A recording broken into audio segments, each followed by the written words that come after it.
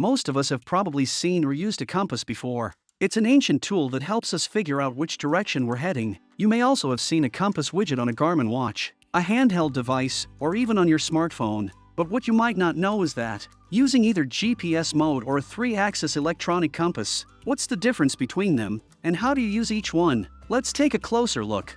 Whether you're out in the mountains or feeling a bit lost, you'll usually ask yourself 2 questions: where am I, and where am I going? A compass is one of the key tools that helps answer both. Before electronic devices became widespread, people relied on compasses, maps, and distant landmarks, using triangulation to estimate their position on a map. Today, with electronic devices and GPS, it only takes a few button presses to see your exact location on a map and even get precise coordinate data. That said, an electronic compass is still an essential tool for telling you which direction you're facing. Electronic devices can determine direction in 2 different ways. The first method uses GPS mode. It looks at the path you've traveled to determine your direction of movement. The second method uses a 3-axis electronic compass, allowing you to get direction even when you stop to find your way. Both methods provide direction, but each has its own limitations. Let's start with how GPS mode works. It's a bit like walking while dropping breadcrumbs behind you. Imagine a wild animal sees those breadcrumbs. It can tell which way you're heading based on the trail you just left. If an animal can do that, GPS mode can do it too. As long as you're moving fast enough, roughly about 1 to 1.5 meters per second, at that speed, GPS can more reliably determine which direction you're facing. If you're moving slowly or standing still, it becomes much harder to get an accurate heading from GPS. The second method, the 3-axis electronic compass, is also known as a magnetometer. You can think of it as a turbocharged version of a traditional compass. In addition to sensing the Earth's magnetic field to find north, it can also compensate for tilt.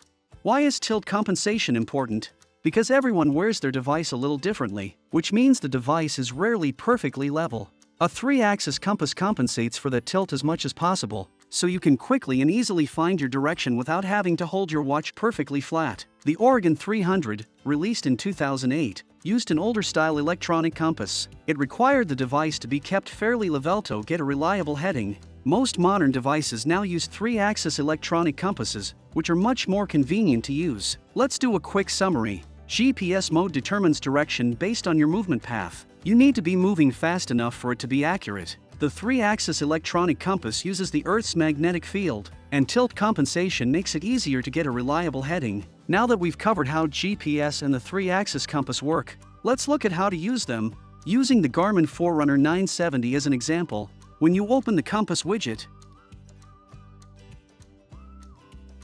you'll see 3 options: Auto, GPS, and Magnetometer. You can choose the one that best fits your needs. Auto means the watch switches between GPS mode and magnetometer mode.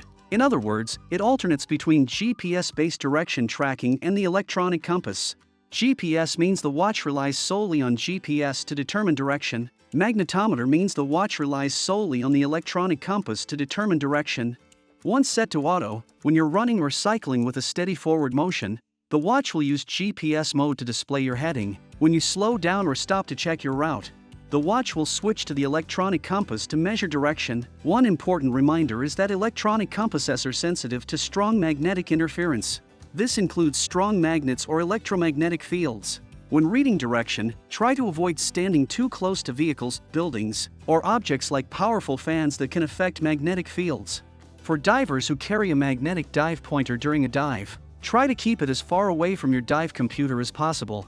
This helps prevent interference with the compass. Also, while the electronic compass is calibrated at the factory and set to auto calibration by default, we still recommend manually calibrating the compass from time to time to ensure the most reliable readings. That wraps up our overview of how the electronic compass works.